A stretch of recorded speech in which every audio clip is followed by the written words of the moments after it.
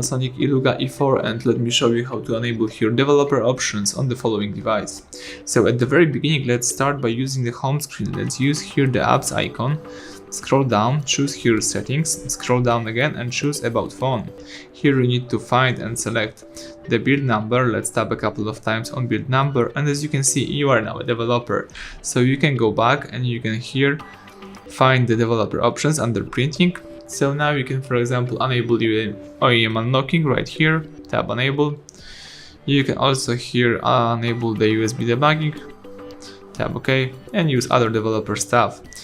For example, select more location app or select debug app. So thank you for watching, please subscribe our channel, leave thumbs up under the video.